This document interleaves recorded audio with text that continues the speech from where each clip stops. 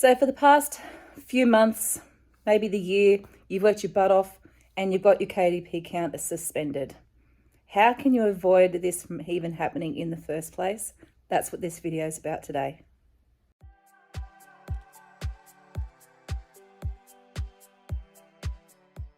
Hey there everyone, hope you're having a great day. I'm just sitting here in the sunshine. The sun's shining today here in Hobart. It's quite warm right here. It's a good special spot. And I know that I've just started talking about KDP on this channel, and I thought now's a good time to actually talk to you about the KDP no-nos. You don't want to be working for months and months and months and months and months and then find out that something that you have done has impacted on your account, in fact so poor that you end up getting yourself suspended. So let's talk about that in this video today.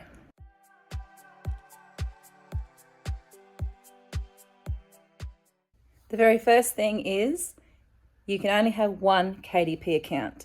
If you have more than one account and it is tracked and they find out, you will have both accounts suspended. I accidentally did this. I didn't realize I had an older account, and then when I realized, I contacted them straight away, told them what had happened, they fixed it for me and I was okay. But the last thing you want to do is start loading up, not realizing, and then find out that all the work that you've put in has been completely wasteful.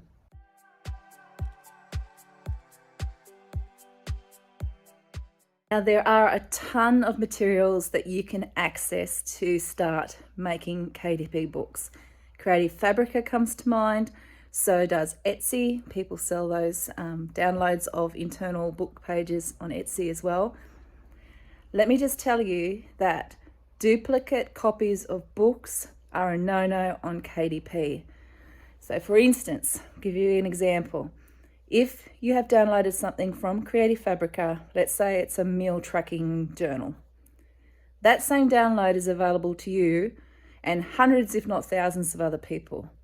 If everybody uploads that same internal set of pages along with just a different cover, it will get picked up. Those duplicate books will get picked up through AI bots, and it could result in you having your account suspended. A quick way to avoid this is to use those as a bit of an idea, change them up, add in some clip art, change the titles around, make it a unique product using that idea, Still Like an Artist. There is a book called Still Like an Artist, and you should find that this will eliminate that problem for you. So don't just download something and then re-upload it, because that is not going to be working out well for you in the end.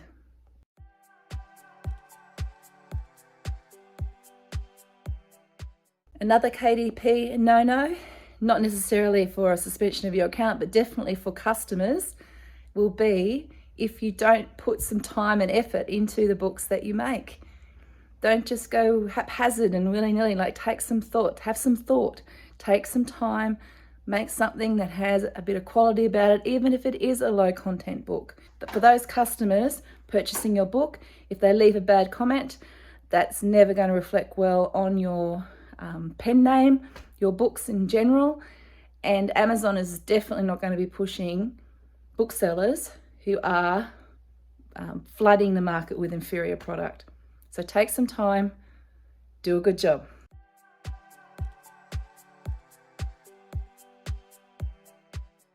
Whatever you do, make sure that you avoid any trademarked phrases or images and any copyright material. That is an absolute must.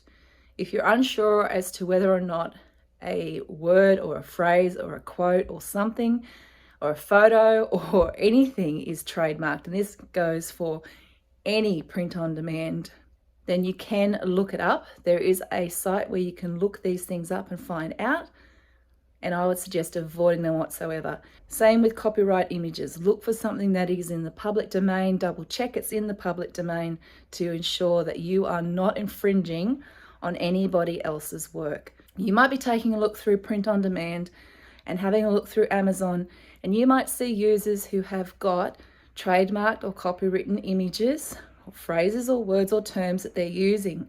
This doesn't mean that you do. It doesn't mean that it's okay. You need to make sure that you have protected your work, that you have protected your account. That's your responsibility. With the improvement in bot technology and AI technology, this is going to be even more rampant. The checking is going to be more rampant. So don't put yourself there. Stay away from all of that. Unless you have got the rights and you can prove that you have the rights to be using those trademarked or copyright items, do not go there.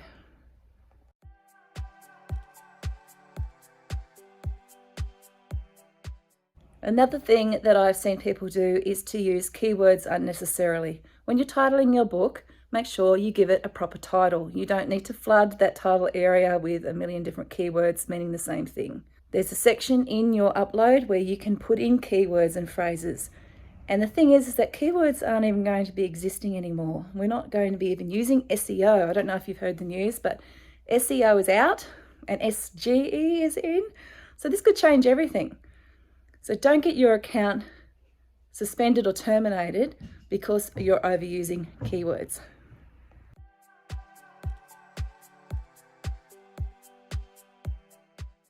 Also try to avoid using keywords when you're working out your publishing names.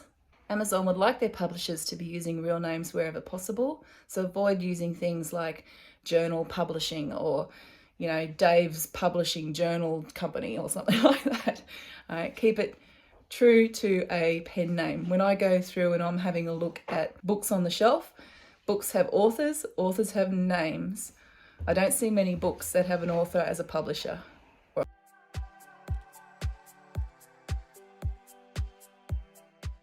Another thing which might seem pretty obvious is not to copy other people's designs.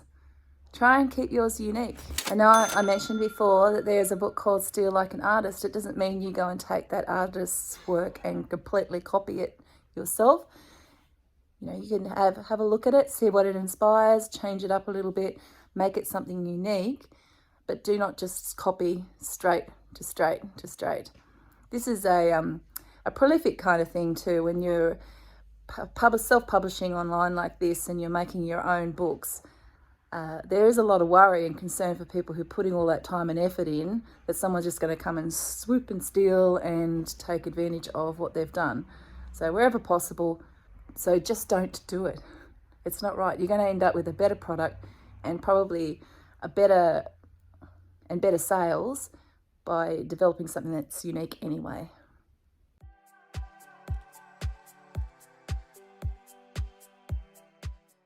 And while we're looking at the copying of covers, it's also best not to copy anyone's title as well. Try and come up with an original title. You can always, if you get really stuck, try ChatGPT, see if you can come up with something really new and original, rather than take something else.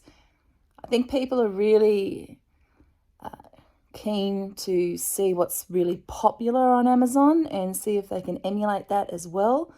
But taking something and making it your own and making a unique product is different from taking everything that's already existing there.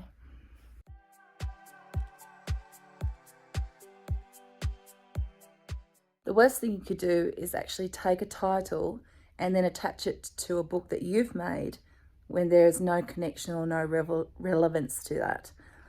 For example, and this is a really bad example, let's think about old Harry's Spare book.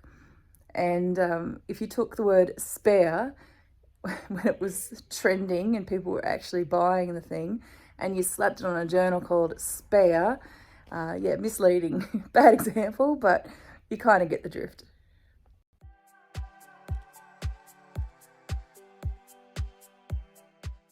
Something else KDP don't like you doing is putting books in categories where they don't belong.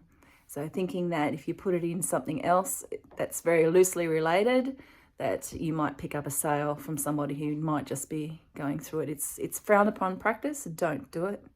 It's annoying for people when they're trying to look up something. It's like, let me liken it to this. It's like going to your local library where somebody has taken all the art and craft books and gone and put it in with all the biology books. You're walking along, you're trying to find something, you can't find it, and all the people who are interested in biology are going, what the hell are all these craft books doing in here? Same thing, it's just online.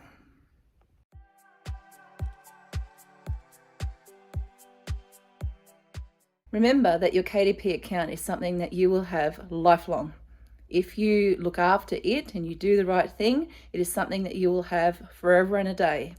And whatever books you upload to that will remain there. It will continue to give you passive income. Keeping all of these things in mind will help you to make sure that you have your account for a very, very long time and you don't face the threat of being terminated or suspended for any reason. I hope you've enjoyed today's video. If you are enjoying what I'm doing, make sure you give me a like and subscribe for more, and I will catch you in the next video. Happy creating books, everyone.